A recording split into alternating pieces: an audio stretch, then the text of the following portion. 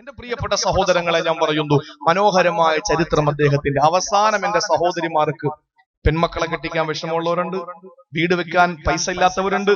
പൈസ കിട്ടുന്ന ഒരു ചെറിയ എളുപ്പ വഴി ഞാൻ പറഞ്ഞുതരാം. ഇബ്നു മസ്ഊദിന്റെ ഈ പ്രസംഗത്തിന്റെ ഏറ്റവും ഒടുവിൽ നിങ്ങൾ ശ്രദ്ധയോടെ കാത്തിരുന്നാൽ പൈസ ഉണ്ടാക്കാനുള്ള ഒരു പരിപാടി ഞാൻ പറഞ്ഞുതരാം ഇൻഷാ അല്ലാഹ്. അപ്പൊ നിങ്ങളെ ഒതുക്കുന്ന അങ്ങ് സംഘാടകർക്ക് പറഞ്ഞു കൊടുത്താൽ പോരെ ഉസ്താദ്, ഈ പിരിക്കേണ്ട ആവശ്യമില്ലല്ലോ, അങ്ങനെയൊക്കെ ചോദിക്കാൻ എന്ന മറുപടി എനിക്കില്ല. എന്റെ പ്രിയപ്പെട്ട സഹോദരങ്ങളെ, ഇബ്നു മസ്ഊദ് തങ്ങൾ നമ്മുടെ ഇന്നത്തെ കഥാപുരുഷനാണ്. ഞാൻ പറയുന്നു, ഒരു ദിവസം റസൂലുള്ളാഹി നടന്നു വരുമ്പോ അദ്ദേഹം ദുആ ചെയ്യുന്ന കണ്ടിട്ട് കൂടെ ആളുകളുണ്ട്. ഒന്ന് ചിന്തിക്കണം. റസൂല് പറഞ്ഞു, ചോദിക്കൂ ഇബ്നു മസ്ഊദേ, നൽകപ്പെടും, ഉറപ്പാ. ആരാ പറയുന്ന? റസൂലുള്ളാഹി. ചോദിച്ചോ ഇബ്നു മസ്ഊദേ, നൽകപ്പെടും എന്ന് പറഞ്ഞാൽ നിങ്ങൾ ചോദിക്കുന്നതിനൊക്കെ അല്ലാഹ് മറുപടി തരുമെന്ന് പറഞ്ഞപ്പോ അടുത്ത് നിൽക്കുന്ന അബൂബക്കർ സിദ്ദീഖും ഉമർ തങ്ങളും ഒക്കെ പരസ്പര സഹാബത്ത് മുഖത്തോട് മുഖം നോക്കാൻ. എന്തിനാണ് സിദ്ദീഖ് ഉമർ റളിയല്ലാഹു അൻഹു ചിന്തിച്ചു, ഈ വിവരം നാളെ എനിക്ക് ഇബ്നു മസ്ഊദിനോട് പറയണം. ഇബ്നു മസ്ഊദേ, നീ ഇന്നലെ രാത്രി ദുആ ചെയ്യുമ്പോൾ റസൂലുള്ളാഹി പറഞ്ഞു, നീ ചോദിച്ചോ നൽകപ്പെടുമെന്ന് പറഞ്ഞു. അപ്പൊ നീ ദുആക്ക് ഇജാബത്തുള്ള ആളാണ് എന്ന് അള്ളാന്റെ റസൂല് പറഞ്ഞു എന്ന് എനിക്ക് നേരം വെളുക്കുമ്പോൾ തന്നെ സുബൈക്ക് പള്ളി വന്നാൽ പറയാൻ പറ്റൂല, കാരണം ആളുകൾ ആരെങ്കിലും ഒക്കെ പറഞ്ഞു കൊടുക്കും. അപ്പൊ സുബൈക്ക് മുമ്പ് തന്നെ വീട്ടിൽ ചെന്നിട്ട് ഈ വിവരം പറഞ്ഞു ഉമർ റളിയല്ലാഹു അൻഹു മനസ്സിൽ ആഗ്രഹിച്ചുകൊണ്ട് കിടക്കുകയാണ്. അങ്ങനെ സുബഹിന്റെ ബാങ്ക് കേൾക്കുന്നതിന് മുമ്പ് തന്നെ എഴുന്നേറ്റു. കാരണം പള്ളിയിൽ ബാങ്ക് കേട്ടാ പിന്നെ പള്ളിയിൽ വരുവാൻ. അപ്പൊ പള്ളിയിൽ വന്നാൽ ആരെങ്കിലും പറഞ്ഞാൽ എനിക്ക് ആ പ്രതിഫലം കിട്ടൂല. നമ്മളാണെങ്കിലോ, നമ്മുടെ മനസ്സാണെങ്കിലോ, നബി തങ്ങളെങ്ങാനും അങ്ങനെ പറഞ്ഞാൽ ഒന്ന് ചിന്തിച്ചു നോക്കിയേ. ചോദിച്ചോ നൽകപ്പെടുമെന്ന് പറഞ്ഞാൽ നമ്മൾ നബി അങ്ങ് വിളിക്കും. ഈ കാലഘട്ടത്തിൽ അള്ളാന്റെ റസൂൽ ഇല്ലാത്തത് എത്രയോ നന്നായി. കാരണം എന്താണ്? ഏത് സംഘടന നിൽക്കും? ഞാൻ വിഷമത്തോടു കൂടി പറയാൻ, എന്റെ പ്രിയപ്പെട്ട സഹോദരങ്ങളെ, അഭിപ്രായ വ്യത്യാസങ്ങൾ നമുക്ക് ഉണ്ടാവും. അത് ഇന്നല്ല, അന്നും ഉണ്ടായിരുന്നു. പക്ഷെ നമ്മൾ ഒറ്റക്കെട്ടാകണം. അള്ളാഹു തൗഫീക്ക് നൽകട്ടെ. എന്റെ സഹോദരങ്ങളെ, നേരെ ഉമർ തങ്ങൾ എഴുന്നേറ്റ് പോകുമ്പോ ആരോ ഇബ്നു മസ്ഊദിന്റെ വീട്ടിൽ നിന്ന് പുറത്തിറങ്ങി. ചിന്തിച്ചു, അൽഹംദുലില്ലാഹ്, ഇദ്ദേഹം ഒന്ന് നേരത്തെ ആണല്ലോ പുറത്തിറങ്ങുന്നത്. എന്തായിരുന്നാലും ഇപ്പൊ വന്നത് നന്നായി. കാരണം പിന്നീട് ആയിപ്പോയിരുന്നെങ്കിൽ ഇദ്ദേഹം പള്ളി എത്തിയനെ, വേറെ ആരെങ്കിലും ഒക്കെ കാര്യം പറഞ്ഞനെ. അല്ലെങ്കിൽ അബൂബക്കറിനെ വിശ്വസിക്കാൻ പറ്റൂല. കാര്യം അബൂബക്കർ എല്ലാത്തിലും മുമ്പന്തിയില്ല. സമാധാന ഇബ്നു മസ്ഊദ് വീട്ടിലുണ്ട്, കാരണം പുറത്തേക്ക് ഇറങ്ങുന്നേ ഉള്ളൂ. അങ്ങനെ ഇബ്നു മസ്ഊദ് അവിടെ നിന്ന് ഇറങ്ങി ഉമർ റളിയല്ലാഹു അൻഹു വീട്ടിലേക്ക് ഓടി. അടുത്തടുത്തെത്തിയപ്പോൾ ഉമർ തങ്ങൾ ഞെട്ടിപ്പോയി. ഇറങ്ങി വരുന്നത് ഇബ്നു മസ്ഊദ് അല്ല, പിന്നെ ആരാ? അബൂബക്കർ സിദ്ദീഖ് റളിയല്ലാഹു അൻഹു. ചിന്തിച്ചേ, രാത്രി കിടന്നിട്ട് ഉറക്കം വന്നില്ല, രാത്രി തന്നെ വെച്ച് പിടിച്ചു. എന്തു പറയാനാ? സ്വന്തം കാര്യം പറഞ്ഞോട്. നമുക്ക് കല്യാണ വീട്ടിൽ പോയാൽ പുതിയാപ്പിളാകണം, മരണ വീട്ടിൽ പോയാൽ മയ്യത്താകണം. നമുക്ക് എവിടെ നമ്മളാകണം, ഇതല്ലേ നമ്മുടെ ആഗ്രഹം. അവിടെ ചെന്നു കാര്യം പറഞ്ഞപ്പോ ഉമർ റളിയല്ലാഹു അൻഹു ചോദിച്ചു, നീ എവിടെ പോവാ? ഞാൻ ഇന്നലത്തെ സംഭവം ഒന്ന് വിവരിക്കാൻ വേണ്ടി വന്നതാ, നീ ഇന്നും പരാജയപ്പെടുത്തി കളഞ്ഞല്ലോ അബൂബക്കർ സിദ്ദീഖേ എന്ന് ഉമർ റളിയല്ലാഹു അൻഹു പറഞ്ഞപ്പോ, ചോദിക്കുന്ന ചോദ്യങ്ങൾ അള്ളാഹു തള്ളിക്കളയാത്ത, ഖുർആൻ എങ്ങനെ അവതരിപ്പിക്കപ്പെട്ടോ ആ രൂപത്തിൽ ഓതുന്ന, പരസ്യമായിട്ട് ആദ്യമായി വിശുദ്ധ ഖുർആൻ മക്കയുടെ മണൽത്തരികളെയും കഅബാലയത്തിന്റെ കരിങ്കൽ ഭിത്തികളെയും പുളകച്ചാട്ടണീച്ച ആരുടെ ശബ്ദമാധുര്യം കൊണ്ടാണോ ആ ഇബ്നു മസ്ഊദ് റളിയല്ലാഹു തആല അൻഹു എന്ന പാണ്ഡിത്യത്തിന്റെ കുലപതി സാഹിബ് സിർ മഹാനായ ഇബ്നു മസ്ഊദ് റളിയല്ലാഹു തആല അൻഹുവിന്റെ ജീവിതത്തിലൂടെ നമുക്ക് പഠിക്കാനുള്ള 4 കാര്യങ്ങൾ. ഇബ്നു മസ്ഊദ് റളിയല്ലാഹു തആല അൻഹു, മഹാനായ ഉമർ ബിൻ ഖത്താബ് റളിയല്ലാഹു തആല അൻഹു ഒരു സംഘം മക്കയിൽ നിന്ന് യാത്ര തിരിച്ചു. ശ്രദ്ധയോടെ നിങ്ങൾ കേൾക്കണം ഈ വിഷയം. മക്കയിൽ നിന്ന് യാത്ര തിരിച്ച ഉമർ റളിയല്ലാഹു തആല അൻഹു അടങ്ങുന്ന ഒരു സംഘം മക്ക വിട്ട് കുറച്ചങ്ങോട്ട് യാത്ര ചെയ്തപ്പോൾ എതിരെ മറ്റൊരു സംഘം വരുന്നതായിട്ട് കണ്ടു. നല്ലൊരു വിഷയമാണ്. എതിരെ ഒരു സംഘം വരുന്നു എന്ന് പറഞ്ഞാൽ, ഇന്ന് നമ്മൾ അങ്ങോട്ട് വണ്ടി ഓടിച്ചു പോകുമ്പോൾ എതിരെ വണ്ടി ഓടിച്ച ഒരാൾ വന്നാൽ നമ്മുടെ ഇഷ്ടത്തിനനുസരിച്ച് അവന് സൈഡ് തന്നില്ല എങ്കിലും നിലമ്പൂർ സംഭവിച്ചതുപോലെ അവന് നമ്മൾ വെട്ടിക്കിടത്തും. അതാ കേരളക്കാരുടെ സ്വഭാവം. അന്ന് എതിരെ വരുന്നത് ഒട്ടകമാണ്.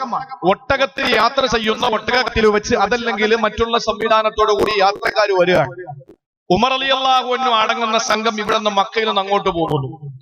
അങ്ങനെ പോകുന്ന സമയത്ത് എതിരെ വരുന്നവർ എവിടെ നിന്നുള്ളവരാണ്, എങ്ങോട്ട് പോകുന്നു എന്നൊക്കെ ചോദിക്കുന്ന ഒരു പതിവുണ്ട് അറബികൾക്ക്.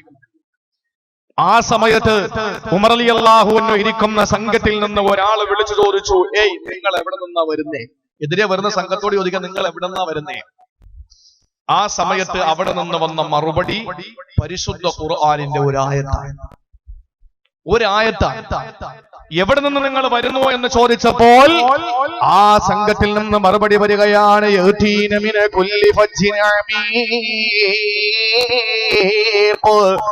അങ്ങ് വിജനമായ വിദൂരമായ ഒരു പ്രദേശത്ത് നിന്ന് വരികയാണ്. ആഴമേറിയ ഒരു ഭാഗത്ത് നിന്ന് ഞങ്ങൾ വരികയാണ്. ആ സമയത്ത് വീണ്ടും ചോദിക്കുകയാണ്, നിങ്ങൾ എവിടെയാണ് പോകുന്നത്? എങ്ങോട്ടാ നിങ്ങൾ പോകുന്നത്? ഈ യാത്ര അവസാനിക്കുന്നത് എവിടെയാണെന്ന് ചോദിക്കുമ്പോ അതിൽ നിന്ന് മറുപടി വരികയാണ്,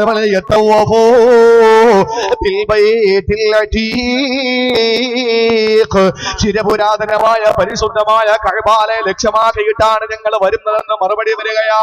സഹോദരങ്ങളെ, എവിടെ പോകുന്നു എന്ന് ചോദിച്ചപ്പോഴുള്ള മറുപടിയും ഖുർആനാ. എവിടെ നിന്ന് വരുന്നു എന്ന് ചോദിച്ചപ്പോഴുള്ള മറുപടിയും ഖുർആനാണ്. ഇതിന് നമുക്ക് കഴിയുമോ? കഴിയില്ല. മഹാനായ ഉമർ റളിയല്ലാഹു അൻഹു അത്ഭുതപ്പെടുകയാണ്. ഉമർ റളിയല്ലാഹു അൻഹു ആശ്ചര്യപ്പെടുകയാണ്. കാരണം ആ സമയത്ത് ഖുർആൻ വലിയ പാണ്ഡിത്യമുള്ള ആരോ ആണ്. ഇത്രത്തോളം വലിയ പണ്ഡിതനായ ആരാണ് ഇതിനകത്തുള്ളതെന്ന് അറിയാൻ വേണ്ടി ഉമർ റളിയല്ലാഹു അൻഹുവിന് വ്യഗ്രതയായി. ഉമർ റളിയല്ലാഹു അൻഹു ചോദിക്കുകയാണ്, നിങ്ങളൊരു പണ്ഡിതനുണ്ടാകുമല്ലേ? നിങ്ങളുടെ സംഘത്തിലൊരു പണ്ഡിതനുണ്ടാകുമല്ലേ? അവര് പറഞ്ഞു, അതെ, ഞങ്ങളുടെ കൂട്ടത്തിൽ വലിയ ഒരു പണ്ഡിതനുണ്ട്.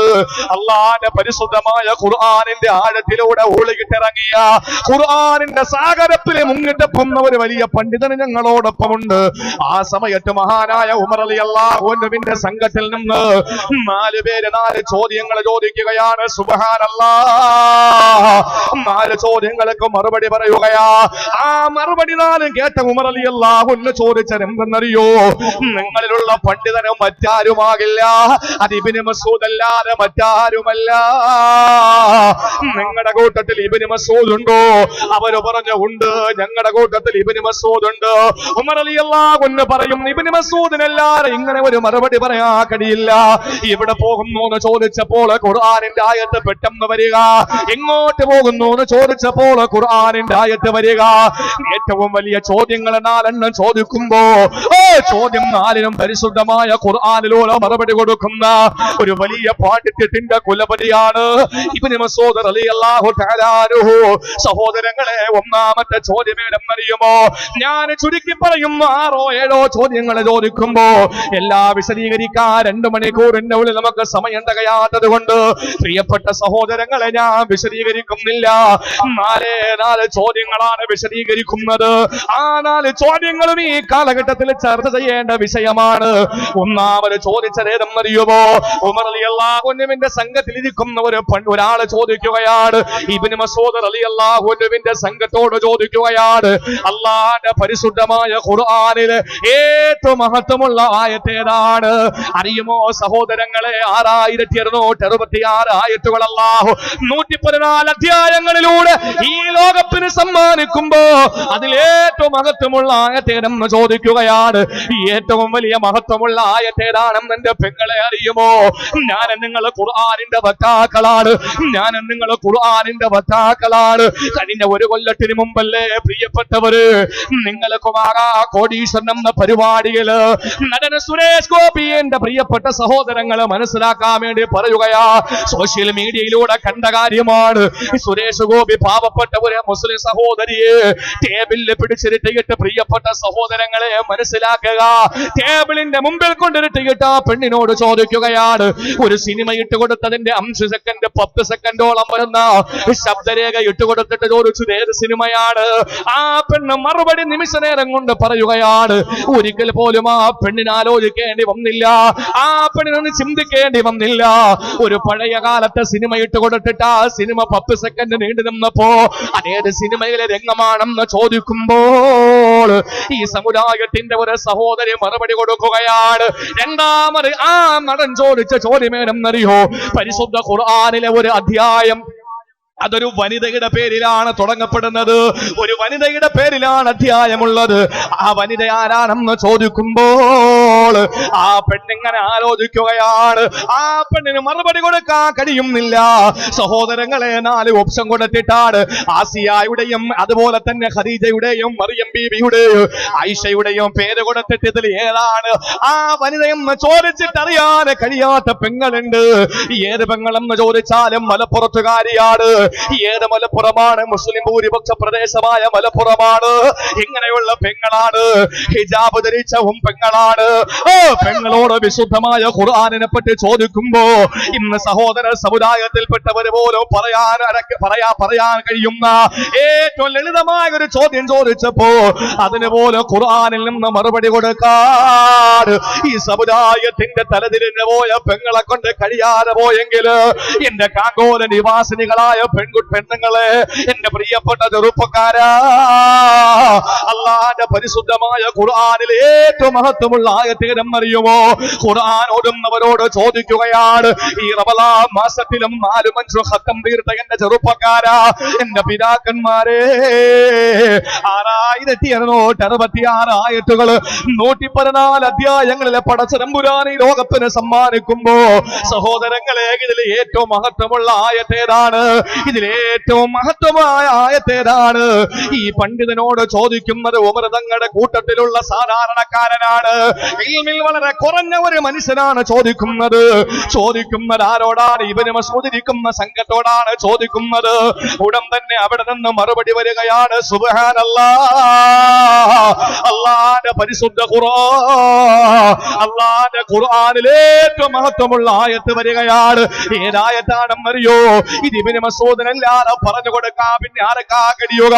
ഇബ്നു മസ്ഊദിനല്ലാതെ ലോകത്തിന് പഠിപ്പിച്ചു കൊടുക്കാൻ വേറെ ആർക്കാ കഴിയുക? ഇബ്നു മസ്ഊദ് തങ്ങൾ പറഞ്ഞു കൊടുക്കുകയാണ്, അല്ലാഹു ലാ ഇലാഹ ഇല്ലാ ഹുവൽ ഹയ്യുൽ ഖയ്യൂം ലാ തഅഖുദുഹു സിനത്തുൻ വലാ നൗം. സഹോദരങ്ങളെ, ഈ ആയത്താണ് ഇതിന്റെ അവസാന ഭാഗം വരെ ഓതി കൊടുത്തിട്ട് ഇബ്നു മസ്ഊദ് തങ്ങൾ പറയുകയാണ്, അല്ലാഹുവിന്റെ പരിശുദ്ധമായ കലാമായ ഖുർആനിലെ ഏറ്റവും മഹത്വമുള്ള ആയത്ത് ഈ ആയത്താണ്. ഏതായത്ത്? അല്ലാഹു ലാ ഇലാഹ ഇല്ലാ ഹുവൽ ഹയ്യുൽ ഖയ്യൂം ലാ തഅഖുദുഹു സിനത്തുൻ വലാ നൗം എന്ന് തുടങ്ങുന്ന പരിശുദ്ധ ഖുർആൻ സൂറത്തുൽ ബഖറയിലെ ഒരു ആയത്ത്. ഈ ആയത്തിന്റെ പേര് എന്താ പോലെ? ആയത്തുൽ കുർസി. സംശയിക്കേണ്ട, ഇനി ആര് ചോദിച്ചാലും പരിശുദ്ധ ഖുർആനിലെ ഏറ്റവും മഹത്വമുള്ള ആയത്ത് ഏതാ? എല്ലാം മഹത്വമുള്ളതാണ്, ഏത് മഹത്വമുള്ളതാണ്. പക്ഷേ അതിലേറ്റവും മഹത്വമുള്ളത് ഏതാണ്? അത് ആയത്തുൽ കുർസി ആണെന്ന് മഹാനായ ഇബ്നു മസ്ഊദ് റളിയല്ലാഹു തആല അൻഹു പറയാണ്. എത്ര പേർക്കറിയാം? എത്ര പേർക്ക് ആയത്തുൽ കുർസി തെറ്റാതെ ഓതാൻ കഴിയുന്ന എത്ര പേര് നമ്മുടെ സമുദായത്തിലുണ്ട്? ഞാൻ ആക്ഷേപിക്കുകയല്ല, കുറ്റപ്പെടുത്തുകയാണ്, ഞാൻ വിമർശിക്കുകയാണ്. എന്തുകൊണ്ടാണെന്നറിയോ? പരിശുദ്ധ ഖുർആനിലെ ഏറ്റവും ഈ ആയത്തിന്റെ പ്രത്യേകത എന്താണ്? ഈ ആയത്തിന്റെ മഹത്വം എന്താണ്? വിശദീകരിക്കാൻ എന്നാൽ ഇത് ഇന്നൊരു ദിവസം പ്രസംഗിക്കേണ്ടി വരും. നമുക്കിനി ആകെ ഉള്ളത് തുച്ഛമായ സമയമാണ് നമുക്കിനിയുള്ളത്. അതുകൊണ്ട് ഞാൻ വിശദീകരിക്കുന്നില്ല. എന്റെ പ്രിയപ്പെട്ട സഹോദരങ്ങളെ, പരിശുദ്ധമായ ഖുർആനിലെ ആയത്തുൽ കുർസി എന്ന് പറയുന്ന ഈ ആയത്ത് 5 വഖത്ത് നമസ്കാരത്തിനു ശേഷം ഒരാൾ ഓതിക്കഴിഞ്ഞാൽ, പഠിച്ചോളി, 5 വഖത്ത് നിസ്കാരത്തിന് ശേഷം ഇത് ഓതിക്കഴിഞ്ഞാൽ അവന് സ്വർഗം ഉറപ്പാണ്. പക്ഷെ ഒരു തടസ്സം അവന്റെ മുമ്പിലുണ്ട്. എന്ത് തടസ്സം? മരണം എന്ന് പറയുന്ന ഒരു തടസ്സം അവന്റെ മുന്നിലുണ്ട്. മരിച്ചാൽ അപ്പോഴേ അവൻ സ്വർഗത്തിലാണ്. ആര്? 5 വഖത്ത് നിസ്കാരത്തിന് ശേഷം ആയത്തുൽ കുർസി മുടങ്ങാതെ ഓതുന്ന ഒരാൾ. അപ്പൊ ചോദിക്കും, ഉസ്താദെ, 5 നേരത്തെ നിസ്കാരം അതിനുശേഷം ഈ ആയത്തുൽ കുർസി അങ്ങ് ഓതിയ വിഷയമൊക്കെ തീരൂലേ? ബാക്കി എന്ത് ചെയ്താലും പ്രശ്നമൊന്നുമില്ലേ? ബാക്കി എന്ത് ചെയ്താലും പ്രശ്നമില്ല എന്നുള്ളതല്ല. ഈ 5 നേരം ആയത്തുൽ കുർസി ഓതുന്നവന് ബാക്കിയൊന്നും ചെയ്യാൻ പറ്റില്ല.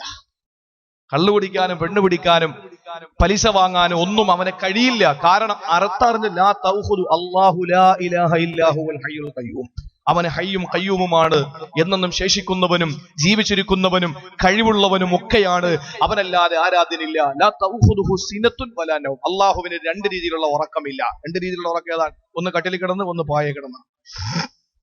2 രീതിയിൽ ഉറക്കമുണ്ട്. സിനത്ത്, നൗം. സഹോദരിമാരോട് ഞാൻ പറയാം, സിനത്ത്, നൗം, 2 രീതിയിലുള്ള ഉറക്കമുണ്ട്. ഈ ഉറക്കം ഉദാഹരണത്തിലൂടെ പറഞ്ഞുതരാം. വീട്ടിൽ കിടന്ന് മനോഹരമായി നല്ല ബെഡ്ഷീറ്റും പുറച്ച് കിടക്കുന്ന ഉറക്കത്തിന്റെ പേര് നൗം.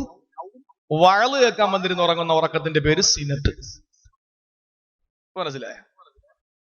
നൗം എന്ന് പറഞ്ഞാൽ കണ്ണു ഉറങ്ങും, ഹൃദയം ഉറങ്ങും. സിനത്ത് എന്ന് പറഞ്ഞാൽ കണ്ണ് തുറന്നിരിക്കും, പക്ഷെ ഹൃദയം ഉറങ്ങും. അല്ലെങ്കിൽ കണ്ണ് അടഞ്ഞിരിക്കും, പക്ഷെ ഹൃദയം തുറന്നിരിക്കും എന്ന് പറഞ്ഞാൽ പറയുന്നതൊക്കെ ശ്രദ്ധിക്കുന്നുണ്ട്, കേൾക്കുന്നുണ്ട്, കാര്യങ്ങളൊക്കെ ശബ്ദമുണ്ട്, ആളുകൾ ബക്കറ്റ് കൊണ്ടുവരുന്ന അറിയുന്നു, എല്ലാം ചെയ്യുന്നു, പ്രസംഗം തീരുന്ന അറിയുന്നു, ഒക്കെ അറിയുന്നു. പക്ഷെ എന്താണ് പറയുന്നത് മനസ്സിലാവും. കാരണം തൂങ്ങി ഉറങ്ങുകയാണ്. അല്ലെ? ഏറ്റവും നല്ല ഉറക്കം ഒരു മുസ്ലിമിന് അതെന്ന് ചോദിച്ചാൽ